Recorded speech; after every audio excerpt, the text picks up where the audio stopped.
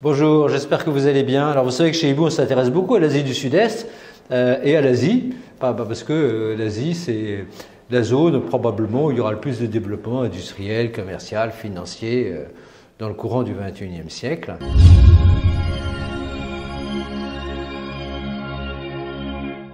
Et donc c'est très intéressant de la jouer, surtout que boursièrement, en ce moment, ce n'est pas une zone qui est chère.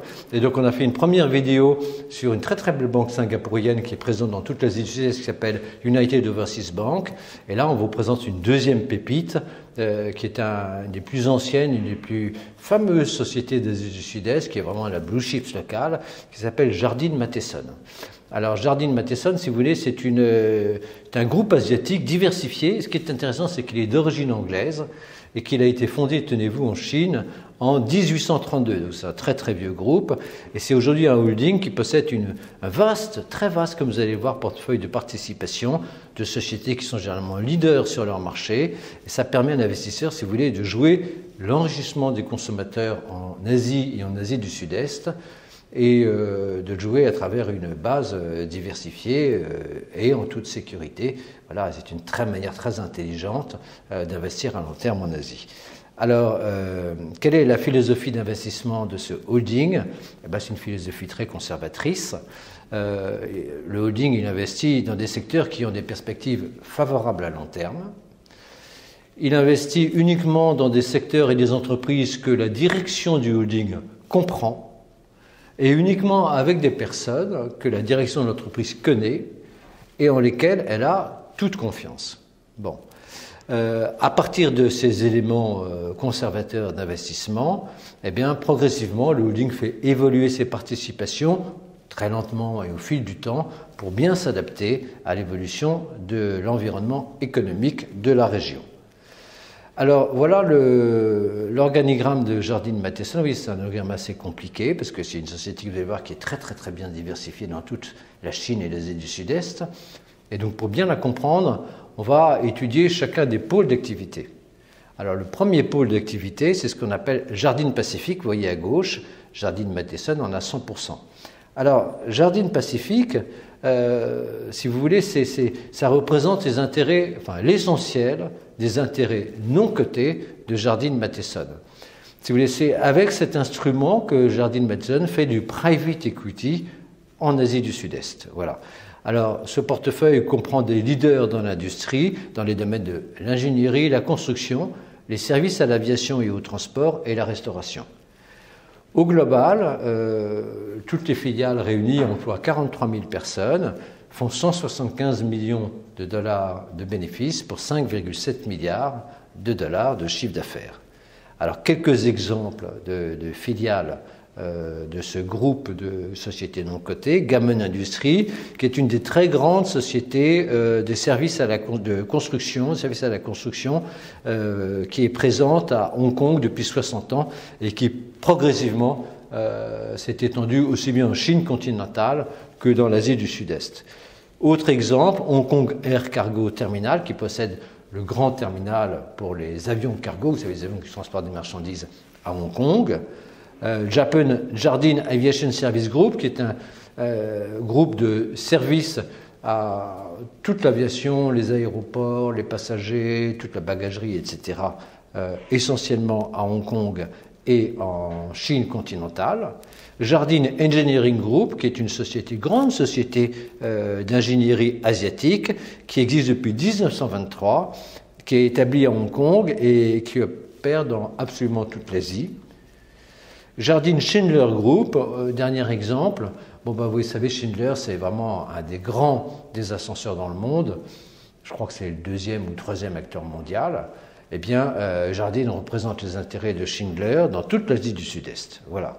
Et donc ça, c'est vraiment très intéressant parce qu'avec l'urbanisation, la construction de buildings, de gratte-ciel, etc., on a besoin d'ascenseurs, on a besoin de les mettre en place et de les entretenir. Et donc, Jardine représente Schindler au Brunei, Cambodge, Hong Kong, Macao, Malaisie, Myanmar, Indonésie, Philippines, Singapour, Thaïlande, Taïwan et Vietnam. Vous voyez, c'est une présence tout à fait considérable. Voilà, donc ça, c'est le premier pôle. Alors, on revient sur l'organigramme. Vous voyez, le deuxième pôle, c'est ce que Jardine Matheson appelle les moteurs. Pourquoi est-ce qu'elle appelle les moteurs? Parce que Jardine Matheson, si vous voulez, elle a l'ambition à long terme d'être présente de manière importante dans l'automobile en Asie du Sud-Est, parce que c'est le secteur du monde où il y a le plus de croissance pour le marché automobile. Et donc, comment est-ce qu'ils font ça? Ils bénéficient, comme ils sont présents dans toute l'Asie du Sud-Est, ils peuvent dégager des synergies en logistique, en achat, en adaptation commerciale. Et puis, ils ont fait un mouvement stratégique récemment. Ils ont apporté toute une série d'autres activités en Chine à un très très grand groupe chinois, Zhongsheng Group, et ils en ont pris 21%. Alors regardons ça d'un tout petit peu plus près. Donc il y a essentiellement deux grandes filiales. La première c'est Zhongfu. Zhongfu est présent à Hong Kong et Macao et représente de manière exclusive tous les intérêts de Mercedes. Donc concrètement, ils ont toutes les concessions Mercedes à Hong Kong et Macao.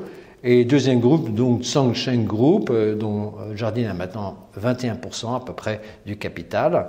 Et Zhongsheng Group, on vous a mis un slide ici qu'on a trouvé sur le site de Zhongsheng. C'est le leader automobile, de concessions automobiles en Chine, avec 417 concessions automobiles dans 25 provinces et régions, et avec 110 grandes villes chinoises dans lesquelles ils sont présents. Et donc ils vendent aussi bien des véhicules européens, américains et chinois. Et donc ils vendent des voitures neuves, des voitures d'occasion, ils font des services après-vente. Voilà, ils ont 5 millions de clients. Voilà. Alors, on revient sur l'organigramme et on regarde maintenant quel est le troisième pôle d'activité de Jardine Matheson. Vous voyez comme c'est bien diversifié. Eh bien, troisième pôle d'activité, c'est Hong Kong Land. Ils en ont 53%, enfin 52,9%. Et Hong Kong Land, si vous voulez, c'est probablement la plus belle foncière en Asie du Sud-Est. Alors, Hong Kong Land, c'est un groupe d'investissement coté de développement immobilier qui a été fondé en 1889, oui, c'est très très ancien. Le groupe, il possède et il gère, c'est considérable, 855 000 m² de bureaux et d'espaces commerciaux. Et surtout, ce qu'il faut savoir, c'est que ce sont toujours des espaces commerciaux de premier ordre. Voilà. Et ils sont présents à Hong Kong, Singapour, Pékin, Jakarta, dans les grandes villes asiatiques. Et comme ils ont vraiment le top qualité d'immobilier, leurs locataires, c'est les grandes sociétés, les multinationales, les groupes de luxe, etc. Voilà. Et puis, à côté de ça, ils se sont lancés dans des projets de construction résidentielle. Ils ont pris 43% d'un énorme projet en Chine, à Shanghai, pour construire 1,1 million de mètres carrés. Voilà, donc vous voyez, c'est une société vraiment qui va de l'avant. Et on signalera également qu'ils ont une filiale MCL Land, qui est le grand propriétaires fonciers, enfin les principaux propriétaires fonciers à Singapour, où ils ont 176 000 m², là aussi, d'immobilier de tout premier ordre. Voilà, une magnifique société. Alors, on vous a mis une carte où vous voyez les différentes implantations. Ils sont implantés que dans les grandes villes ou les capitales, vraiment pour avoir les meilleurs emplois, où ils ont généralement parmi les meilleurs immeubles, les meilleurs emplacements. Troisième pôle d'activité de Jardine Matheson, vous voyez, c'est absolument magnifique. Troisième pôle d'activité, c'est la distribution. Voilà.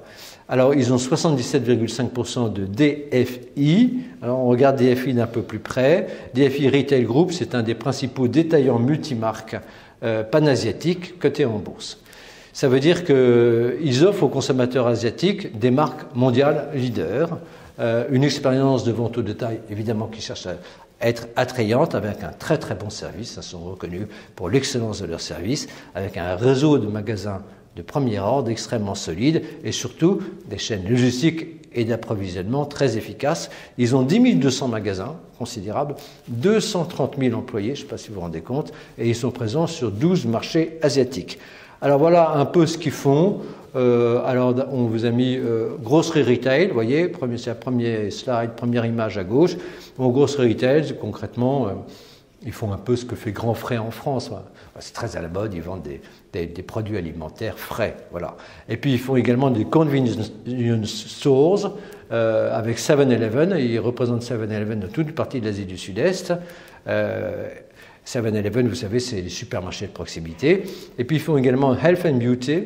C'est-à-dire, vous savez, il y a beaucoup ça aux États-Unis, en Asie, c'est des magasins où on trouve toutes sortes de produits de parapharmacie, mais également des cosmétiques. Voilà. Et puis, vous voyez l'image avec le mot jaune, il représente Ikea, voilà, c'est très intéressant, le furnishing en Asie du Sud-Est. Ils ont la concession d'IKEA dans toute une série de pays. Puis ils font également des restaurants. Puis ils ont quelques alliances pour représenter des sociétés, comme vous avez l'image de Robinson Department Stores. Voilà. Et voilà, très beau groupe de distribution, donc indexé forcément sur la hausse de la consommation en Asie. Voilà. Alors, autre pôle d'activité, ils ont 79,5% de mandarin oriental. Un mandarin oriental, si vous voulez, c'est un des plus beaux groupes d'hôtels dans le monde. C'est vraiment la top qualité. Alors, ils sont présents d'abord en Asie, ils commencent à s'étendre dans le reste du monde. Ils ont 36 hôtels de très grande qualité, 7 résidences, ils sont présents dans 24 pays et chaque propriété qu'ils ont vise à refléter l'héritage oriental du groupe dans un lieu tout à fait unique. Voilà. Alors on vous montre quelques photos pour que vous voyez la qualité des immeubles. On a mis ici leur immeuble à Bangkok, leur immeuble à Pékin, le fameux immeuble mandarin oriental de Hong Kong. Si vous êtes allé à Hong Kong, c'est un des meilleurs hôtels, il y a notamment un très bon restaurant. L'hôtel de Genève, c'est un des plus beaux hôtels de Genève. Moi, j'y suis souvent allé pour faire des réunions d'investisseurs, c'est absolument magnifique. Un très bel hôtel sur le Bosphore à Istanbul. Vous avez là ici un des plus beaux hôtels du lac de Côme. Et puis, vous voyez, un hôtel à Luzerne, Madrid, Miami, toujours la top qualité. Voilà, très grande, très bonne qualité d'hôtel. Bon. Dernier pôle d'activité, mais très important, c'est Jardine Cycle and Carriage, avec deux pans essentiellement. Vous voyez, Astra d'un côté et South East Asian Companies de l'autre. Alors, ce qui nous intéresse beaucoup dans ce groupe, c'est qu'il a 3 présences, si vous voulez, on peut le diviser en 3. Il a d'abord des sociétés d'investissement dans toute l'Asie du Sud-Est. Voilà. Et ça, surtout à Hong Kong, surtout au Vietnam. Le Vietnam est un pays qui intéresse beaucoup Ibu.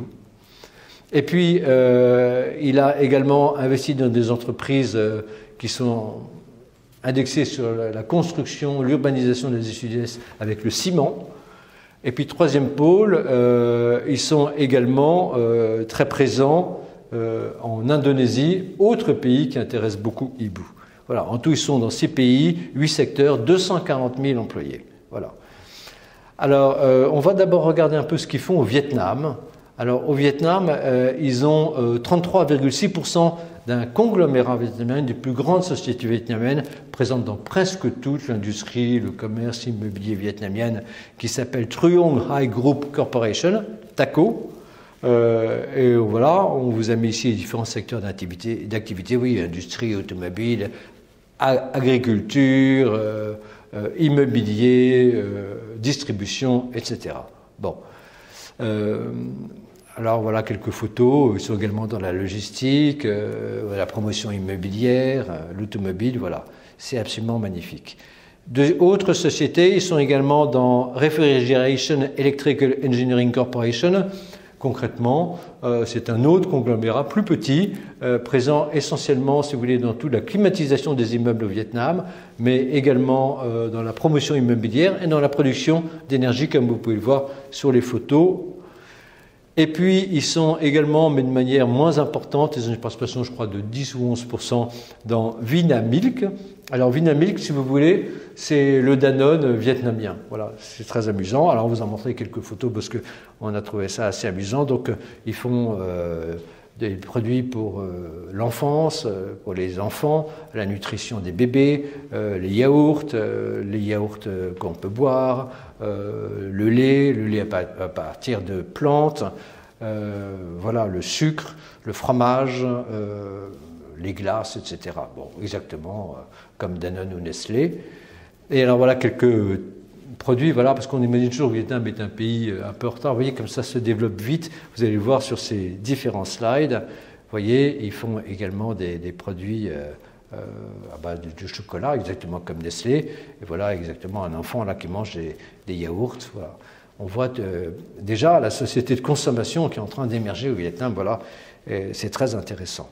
Alors, à côté du Vietnam, où donc ils ont 2 conglomérats et une participation dans une grande société agroalimentaire, ils sont présents à travers toute l'Asie du Sud-Est, à travers une société qui s'appelle INSEE, Siam CT Cement, qui est une société INSEE, c'est une société qui est de ciment. Voilà. C'est une grande cimentière dans toute l'Asie du Sud-Est. Ils sont présents en Thaïlande, au Vietnam, au Sri Lanka, au Cambodge, au Bangladesh. Voilà, voilà une très jolie photo d'un camion INSEE sur un très beau paysage d'Asie du Sud-Est. Et voilà les pays où ils sont présents. Vous voyez, c'est une très belle présence. Et évidemment, c'est un moyen de jouer l'urbanisation à marche forcée de cette partie du monde.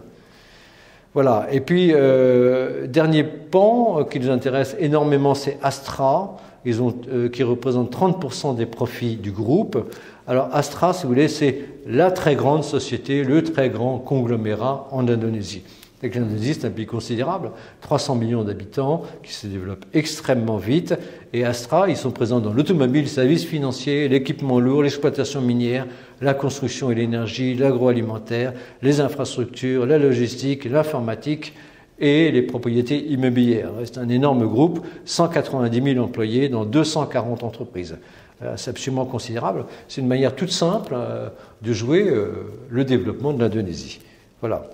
Alors, Jardine Cycle & Carriage, donc la filiale de Jardine Matheson, possède 50,1%, donc contrôle Astra. Alors voilà quelques photos, vous voyez, ils sont dans l'automobile. C'est, je crois, le seul constructeur automobile indépendant d'Asie du Sud-Est. Voilà, ils sont beaucoup dans les services financiers, beaucoup dans toutes les machineries, le secteur agroalimentaire. Vous voyez une photo d'infrastructure logistique. Ils sont dans l'informatique, évidemment c'est très important, et ils sont des propriétés, ils ont des immeubles, des bureaux, des gratte-ciel, etc. à Jakarta.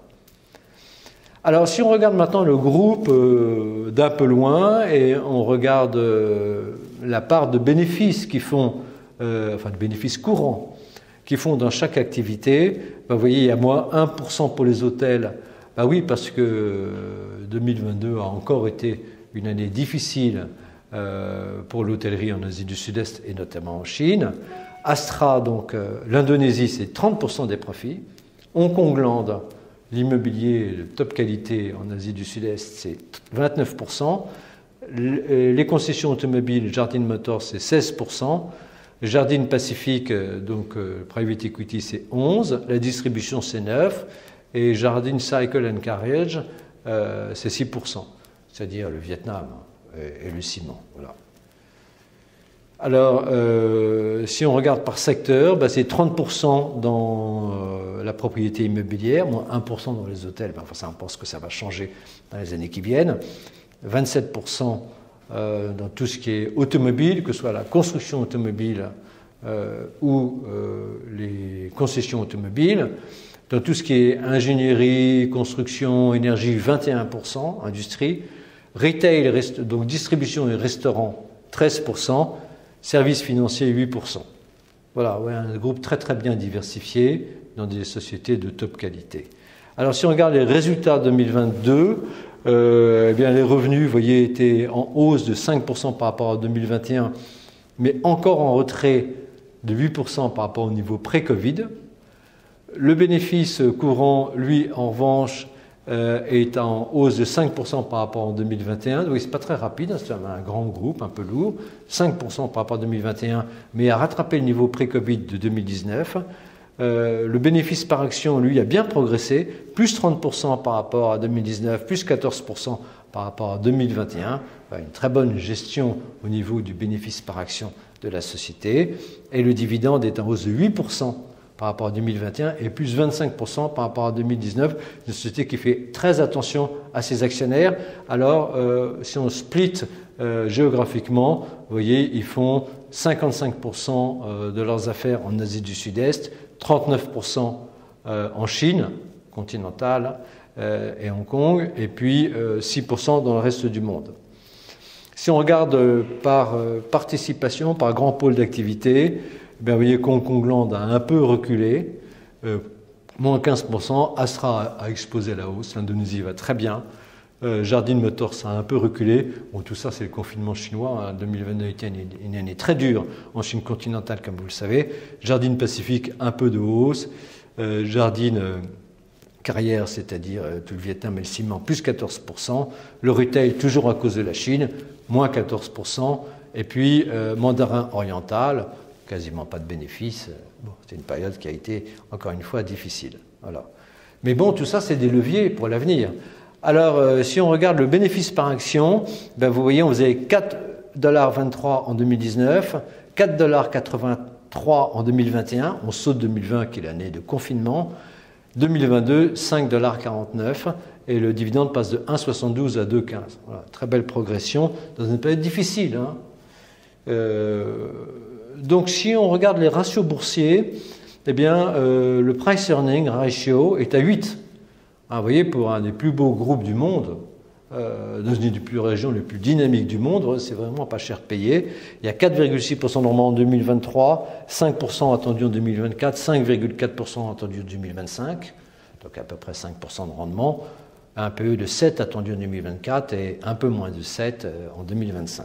Voilà. Vous voyez le cours de bourse, on l'a pris sur le site de Jardine Matheson depuis 2008. Bon, vous voyez qu'on n'a plus monté depuis 2014. Hein. Le pic de l'action, c'était en 2014. Donc, ça fait longtemps qu'on n'a rien fait sur ce titre. Il faut dire que l'Asie du Sud-Est, paradoxalement, n'est pas très à la mode chez les investisseurs. Et si on regarde la droite de régression Ibu, la droite de régression, c'est un magnifique outil que vous avez sur le site Ibu si vous êtes abonné. Et bien, vous voyez, on est à moins 2 écarts types en dessous de la droite de régression. Donc, c'est magnifique. On est à 1,79 écart type en dessous, pour être très exact, 54,9% en dessous de la droite de régression. Voilà. Et donc, la pente de la droite de régression est très bonne, hein, c'est 15,8%, c'est nettement mieux que le réal sur les 30 dernières années. Voilà. Mais la volatilité est importante, 55,9%, c'est la taille de l'écart type. Donc, il faut supporter un peu de volatilité, mais il y a toujours eu de la volatilité en Asie du Sud-Est. Alors, en conclusion, eh bien, en achetant ce titre, il est vraiment une pépite, et on est content de vous faire ce cadeau chez Ibu, en espérant que ça vous donnera envie d'en trouver d'autres pépites en vous abonnant chez Ibu. Eh bien, vous avez à la fois la qualité, avec Hong Kong Land, la plus belle foncière d'Asie, et puis Mandarin Oriental, un des plus beaux groupes hôteliers dans le monde, et en même temps, vous avez la croissance avec de très forts investissements en Indonésie et au Vietnam, qui sont des pays d'avenir. Vous avez à la fois croissance et qualité. Voilà, c'est très rare. Vous avez un niveau de valorisation très faible, 8 fois et 5% de rendement. Quelle est votre perspective? Vous allez avoir à peu près 5% de dividendes. Il n'y a pas de prélèvement à la source. Hein. C'est une société qui est cotée, je crois, aux Bermudes, enfin, dans un endroit où il n'y a pas de prélèvement sur le dividende. Vous pouvez attendre une progression de 4 à 7% du profit en fonction de la conjoncture. Donc, vous avez 4 à 7% plus 5%, puis vous pouvez même espérer un peu de revalorisation du PER. Donc au global, vous pouvez tabler dans des cautions de sécurité très élevées sur une rentabilité de 10 à 15% et faire une très belle diversification géographique. Voilà, j'espère que cette vidéo vous a plu et à très bientôt avec l'équipe Ibu.